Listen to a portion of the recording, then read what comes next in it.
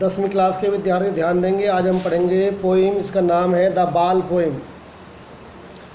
What is the boy now who has lost his ball, what is he to do. क्या करे क्या वो लड़का अब जो अपनी बॉल खो चुका है, क्या क्या वह करेगा। यानी एक बच्चे से उसकी बॉल गायब हो गई है, खो गई है, और पहली 2 लाइनों में 1.5 लाइनों में पूछा गया है कि वो क्या करेगा, बॉल खोने के बाद क्या उसका रिएक्शन होगा।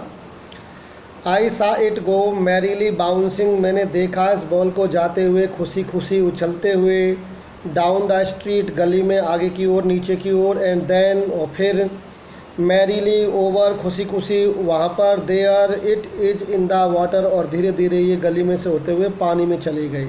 उस बच्चे की बॉल, उस लड़के की बॉल, और जिसकी बॉल गली में से नीचे जाते हुए पानी तक पहुंच गई है, उस बच्चा व लड़का अब क्या करेगा, ये कवि का सवाल है। कवि कहता है नो यूज टू से oh there are other balls, अगर मैं इस लड़के को ये कहूँ कि कोई बात नहीं, बहुत सारी बॉल और भी हैं, तो इसका कोई फ़ायदा नहीं। नो यूज, क्यों नहीं कोई फ़ायदा, क्या प्रॉब्लम है। क्योंकि जिस लड़के की बॉल गई है उसकी जो मनोदशा है, इस समय की जो उसकी सिचुएशन है वो कैसी है, उसको बताता है कवि। An ultimate shaking grief fixes the boy, एक अद्भुत हिला देने वाले दुख ने उस लड़के को फिक्स कर दिया है, जमा दिया है। अल्टीमेट असीम, बहुत ज़्यादा, शेकिंग हिला देने वाला, ग्रीफ माने दुख, फिक्स माने फिक्स कर देना, जमा देना।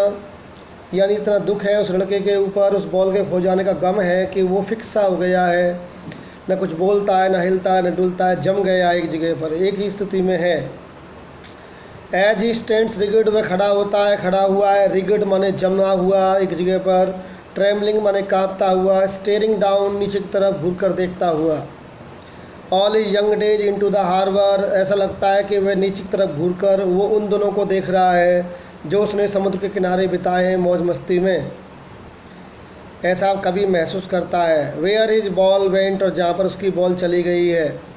आई would not intrude on him a dime, मैं उसे ज़बरदस्ती एक डाइम नहीं दूंगा। इंट्रूड माने ज़बरदस्ती थोपना, देना, डाइम माने मुद्रा है, एक प्रकार की झांकी कविता है। मैं उसे डाइम नहीं दूंगा, पैसे नहीं दूंगा कि जा बेटा एक और बॉल ले जा, पैसे ले जा, कोई बात नहीं, पहली वाली खो गई है, क्यों नहीं दूंगा। कभी क्या मानता है, अनदर बॉल इज वर्थलेस, दूसरी बॉल उसके लिए वर्थलेस है, कोई कीमत की नहीं, कोई मायने नहीं रखती, कोई महत्व नहीं रखती। यानी दूसरी बॉल का उस बच्चे की लाइफ में कोई इंपॉर्टेंस नहीं, इसलिए पैसे देकर उसे कहना कि दूसरी बॉल लेकर आओ, कोई बात नहीं, पहली खो गई है, मैं नहीं कहूँगा, ये बात कभी कहता है। कभी को समझ में आता है कि बॉल जो खो गई है उसके साथ उस लड़के की इमोशंस जुड़ी हुई हैं, और वो उसकी इमोशंस को सेटिस्फाई नहीं कर सकता दूसरी बॉल से। कवि ने ये जो कहानी बताई है लड़के के बॉल खोने की, उससे कवि का मकसद क्या है वो दूसरे स्टेंजा समझ में आ जाएगा। तो हम दूसरे स्टेंजा पर जाते हैं। पहला स्टेंजा समझ में आ गया होगा। कवि ने देखा एक लड़का है, वो खेल रहा है, उसकी बॉल खेलते खेलते गली में लुढ़कते हुए नीचे की तरफ फिर पानी में पहुंच जाती है। पानी में पहुंचने के बाद कभी उसे ये नहीं कहता कोई बात नहीं कि दूसरी बॉल ले आएंगे, क्योंकि वो समझता है कि ये कहना उसके लिए नो यूज का है, कोई फ़ायदे का नहीं है। क्यों नहीं है फ़ायदे का, क्योंकि बॉल के जाने के बाद वह जमा सा हो गया है, लड़का सुस्त हो गया है, इमोशनलेस हो गया, ट्रैवलिंग है, रिगिड है, उसको शेकिंग ग्रीफ ने जकड़ लिया है, और वह ऐसे देख रहा है नीचे की तरफ जैसे वो अपने पुराने दिनों को याद कर रहा हो। और कभी के दिमाग में तभी आता है कि कहीं ऐसा ना करे, वो उसको एक पैसा दे दे, डाइम दे दे, उससे कहे दूसरी बॉल ले आए, लेकिन फिर कभी सोचता नहीं, ऐसा करने से कोई फ़ायदा नहीं है, मैं ऐसा नहीं कहूँगा, क्योंकि दूसरी बॉल आ भी जाएगी तो उस लड़के के लिए वर्थलेस है, बेकार है, कोई फ़ायदे की नहीं है। अब ये लड़के के बॉल खोने की कहानी के पीछे कवि की मंशा क्या है वो दूसरे स्टेंजा को समझिए, ध्यान से आगे देखें दूसरे स्टेंजा पर। Now he senses first responsibility, आज ये लड़का पहली बार उत्तरदायित्व को सेंस कर रहा है, रेस्पॉन्सिबिलिटी को सेंस कर रहा है, समझ रहा है, जान रहा है कि रेस्पॉन्सिबिलिटी क्या चीज़ है, हमें कितना ध्यान से अपनी चीज़ों को रखना चाहिए।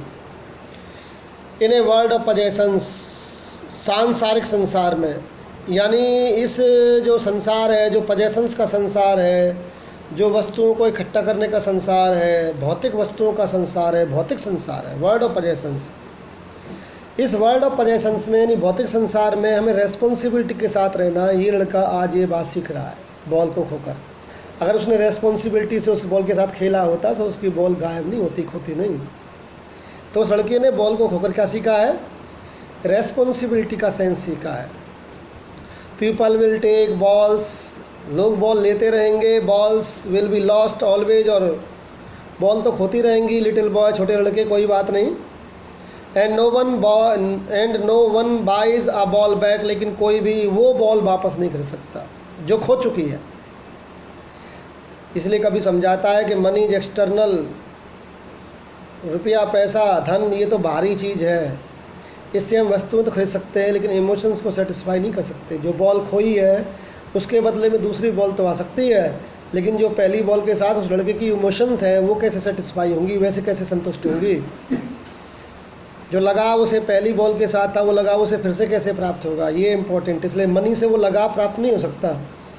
मनी एक्सटर्नल है। कभी ने जो इसेंस है कविता का, जो थीम है वो वहाँ पर आ गया है कभी, मनी इज एक्सटर्नल। और क्या फ़ायदा है इससे? He is learning well behind this desperate eyes, वो अपनी निराश आँखों के पीछे, निराशा के पीछे एक चीज़ सीख रहा है। वो क्या चीज़ सीख रहा है? द एपिस्टेमोलॉजी ऑफ लॉस, खोने का ज्ञान सीख रहा है। खोने का ज्ञान क्या है? कवि ने कितनी फिलोसॉफिकल बात कही है। How to stand up knowing what every one must know one day know. एक लड़के आज तू खड़ा होकर सामना कर, इस दुविधा का सामना कर, स्टैंड अप कर, ये जानते हुए कि प्रत्येक व्यक्ति को कुछ ना कुछ खोना होता है। इसे कहते हैं एपिस्टेमोलॉजी ऑफ लॉस, खोने का ज्ञान। कभी ये सिखाना चाहता है कि संसार में आकर सभी को कुछ ना कुछ खोना है, कभी ना कभी खोना है। तो लड़के की बॉल खो गई तो कौन सी गजब बात हो गई। तो लड़के को आज क्या सीखना है? पहले रिस्पॉन्सिबिलिटी सीखना है, उसके बाद ये सीखना है कि मनी इज एक्सटर्नल, और फिर ये सीखना है वो है खोने का ज्ञान कि इस भौतिक संसार में कभी ना कभी किसी न किसी को, सभी व्यक्तियों को कभी ना कभी कोई ना कोई अपनी प्रिय वस्तु खोनी पड़ती है। और उस प्रिय वस्तु को खोने के बाद उसे कैसे स्टैंड अप करना है, कैसे सामना करना है, कैसे फेस करना है, वो इस लड़के को सीखना होगा। और कवि चाहता है कि वो लड़का भी सीख ले और हर एक व्यक्ति सीख ले। ये कवि का मनसा है इस कविता को लिखने के पीछे, थीम है। And most of know many days, हम में से बहुत से व्यक्ति इस बात को बहुत दिनों में जान पाते हैं, हाउ टू स्टैंड अप, कि कैसे सामना किया जाए। लेकिन मैं चाहता हूँ कि लड़का जल्दी सीख जाए। थीम है रेस्पॉन्सिबिलिटी की, और ये बात कि मनी एक्सटर्नल है, और ये बात कि सबको कुछ ना कुछ खोना है, और जब हमारा कुछ खो जाए तो कैसे उसको साहस के साथ सामना करना है। ये इस पोइम की थीम है, इस लड़के के बॉल खोने की कहानी के माध्यम से। तो बहुत ही सुंदर पोइम थी और बहुत ही सुंदर तरीके से कवि ने लिखी है, जॉन बेरीमैन। Thank you.